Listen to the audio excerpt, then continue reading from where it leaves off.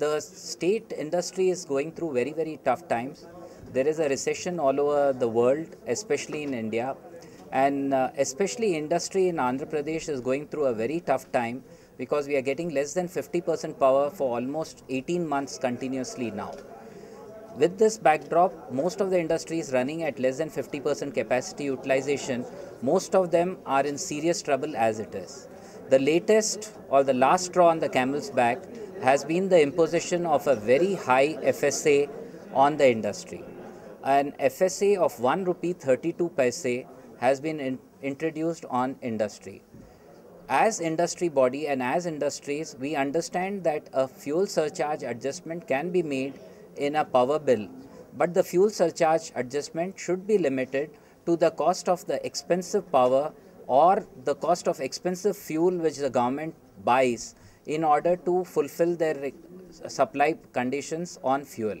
However, what has happened in the guise of a fuel surcharge adjustment, a totally wrong calculation and an expense has been put on the industry. The impact of fuel surcharge is that roughly about 35 to 40% of the fuel bill has gone up.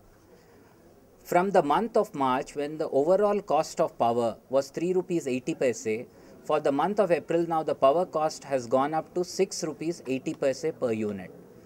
Especially for industries like steel and textiles, where the sensitivity to power cost is very high, it has become almost impossible for them to pay.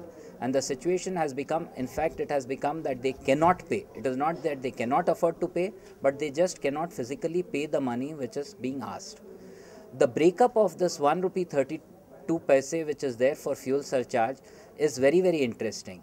Only 30 paise out of this 1 rupee 32 paise is the variable cost increase which is there on the overall consumption of power. Presentations from Andhra Pradesh by our federation, by the MSME Federation, to write to RBI that industries should not be declared an NPA so that they have some leeway from the banks. The contra thing which has happened because of this is that whenever a person, an industrialist or an entrepreneur from Andhra Pradesh is now going to the banks for any application, the first question they are asking is, where will you get the power? And when we say that yes, we will get power, they say this is the situation, you will not be able to get power. So unless you increase your margin from say 30% to 70%, that means the loan component, earlier if they used to give us 60% of the loan component, they are saying now we'll reduce it to 30%, so that this risk of no power being given to you is covered by your higher capacity to pay.